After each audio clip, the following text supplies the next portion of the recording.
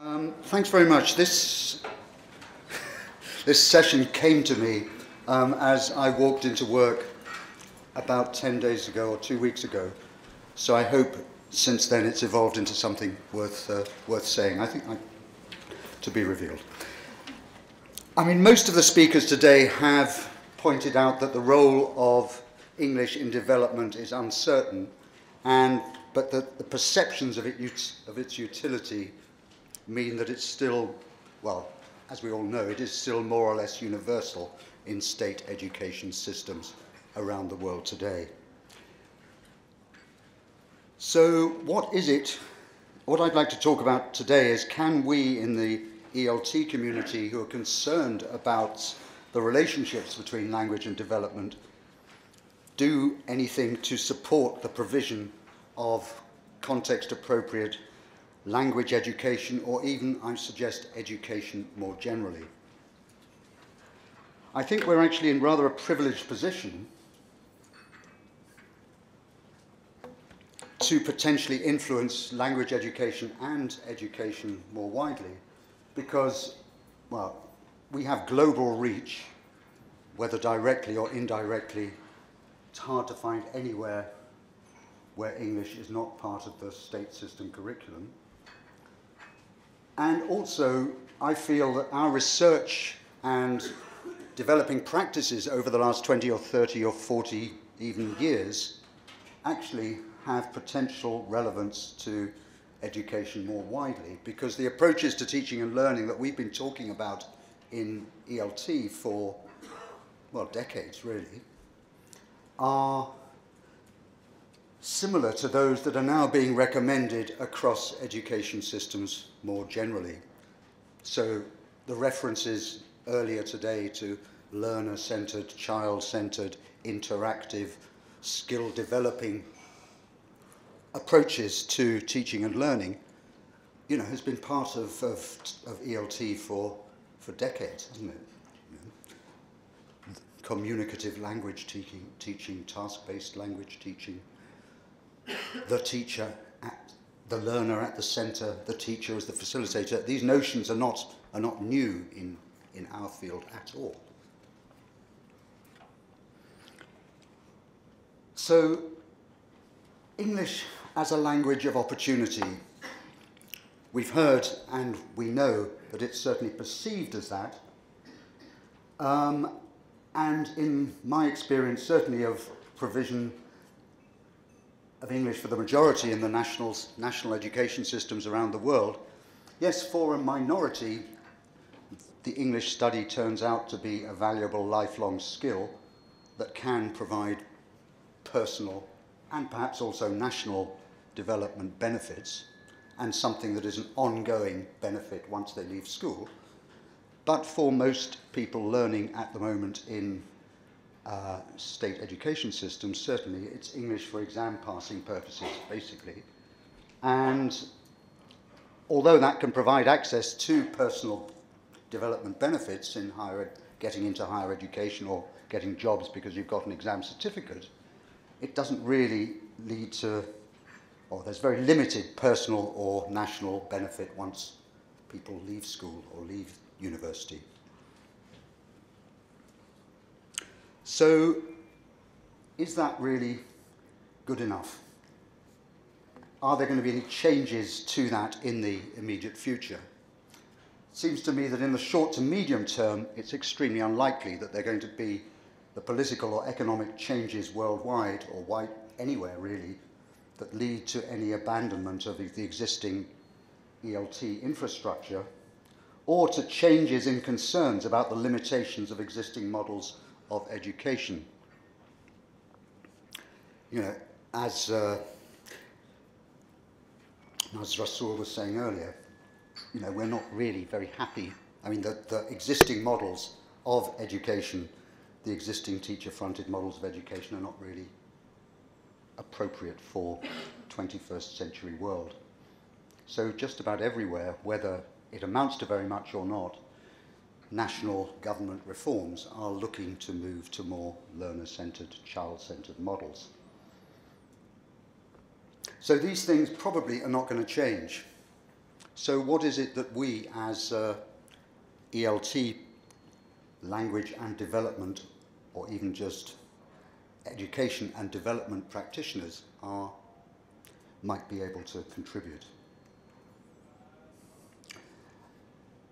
I was saying, you know, if the current orientation continues to be towards child and learner-centered approaches to teaching and learning, and if, as well, we all remind each other, and UNICEF reminds us as well, there is no one model to apply a child-centered approach to language education or education more generally, then can the profession contribute to the development of contextually appropriate models of more appropriate education for learners, language education and education more generally?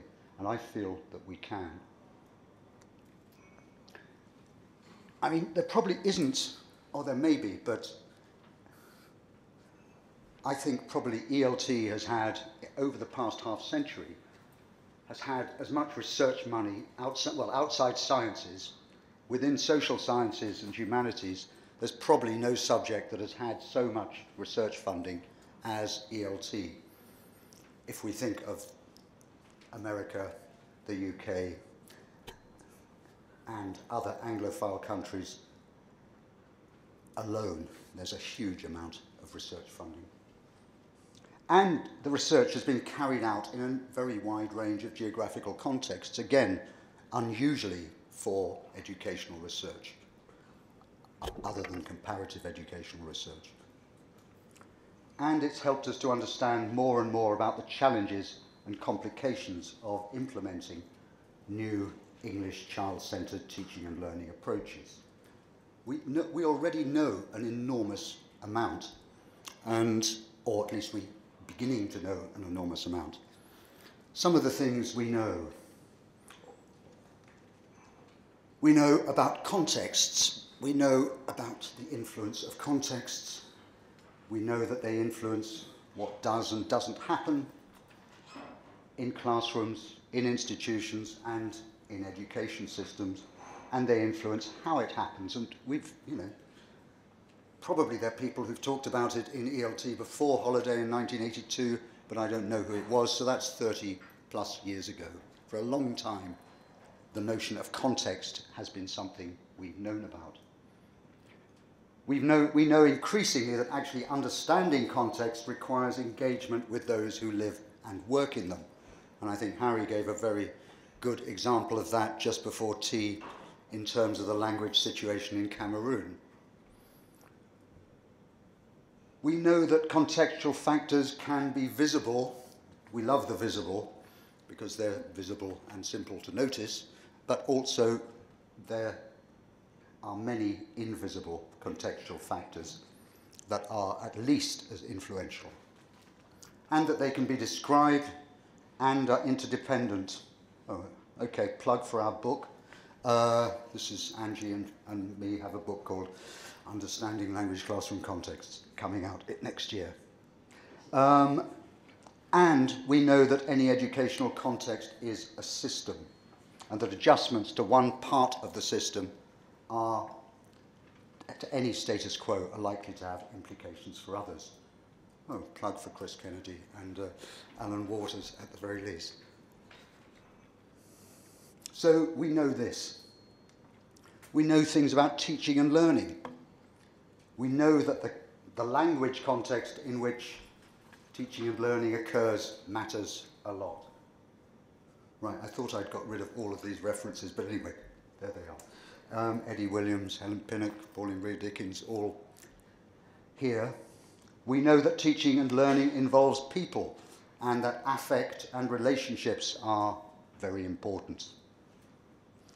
We know that to be of any long-term use outside the classroom, teaching and learning needs to entail more than providing information-based teacher inputs and controlled practice of anything.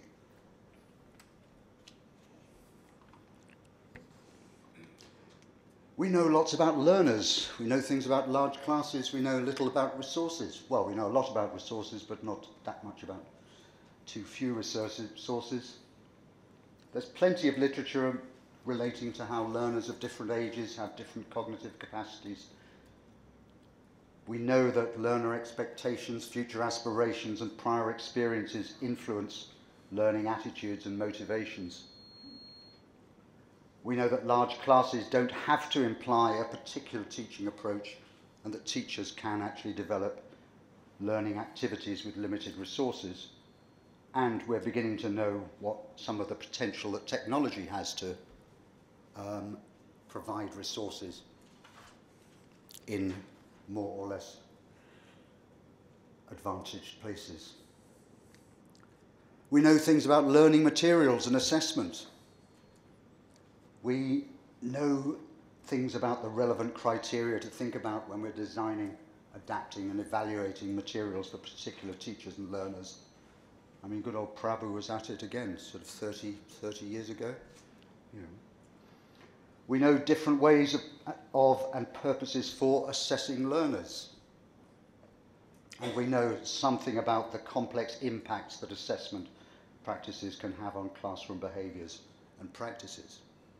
And this, you know, we've known these things for quite a while. And we know things about teachers, teacher education, and teacher educators. That teacher cognition is a very complex construct. That teacher learning is a lifelong process. And that there are lots of different ways of thinking about supporting it. That teaching teachers isn't the same as teaching learners. And I thought that the point from Jill Westbrook earlier about trainer training was one of the absolute key points of the whole day, actually. I mean, you know, without trained trainers, we're going to not get anywhere, well, not get anywhere, yeah, basically. And we're beginning to understand some of the implications of what we know about how teachers learn and teachers learning for pre- and in-service teacher education and development. So the point of making all these lists is not just to fill in a handy 10 minutes, but to remind us of how much research has already been done in how many different areas that are potentially relevant. Blimey, okay. It happens fast. Yeah, it does. Okay, well, that's all right. We do understand that many of the things that we know about language and education are related and interdependent, but I'd suggest that our research is only slowly beginning to focus on identifying the implications of that understanding for planning and deciding, for the plans and decisions that are made and the behaviours that are valued in actual education, language education initiatives. I think we've got message fragmentation. I think we've got, and that the impact of what we say is diffused as a result of the fact that we're talking about so many different things. You know, there are conferences where people talk about teaching language skills. There are conferences where people talk about teacher development. There are conferences where people talk about assessment, and so on and so forth, all separately, without making much connection between the multiple aspects of any language education context or education context more generally. So I feel, as professionals, if we care about education in development contexts, language education or education more widely, because an awful lot of what we know about language education is true for education, not just language education. We need more collaboration. This was me anticipating total harmony in Juba, to draw what we already know together into a fuller and more coherent statement of what are the strands that are involved in planning the implementation of any context-appropriate approach to education. How do those strands interact? What criteria might one develop for communication and learning between those strands, and what ways of thinking about supporting those who are affected by changes in language education or education more generally might we think about? What kind of questions could be asked? What kind of questions might be relevant in any context? The answers will be different, but can we establish questions that actually could be of value in more or less every context where changes to the approaches in education are being introduced? With a stronger message, we might have something, might be able to be a bit more proactive, confident and noisy about lobbying to disseminate our message across more areas. I mean, a session like today where people from the development agencies and academic institutions and the British Council come together is is relatively rare. Wouldn't it be nice if we had a few men from the ministry as well? And so, with a stronger message, a more coherent message, a message that looks at the whole rather than deals with, the parts matter, but the message I feel will be stronger if the parts are put together to create insofar as they can be, to create a whole. In which case we might perhaps begin to be able to play a more meaningful role in language and wider educational development, as it evolves over the next who knows how many decades. The end. Well within the time.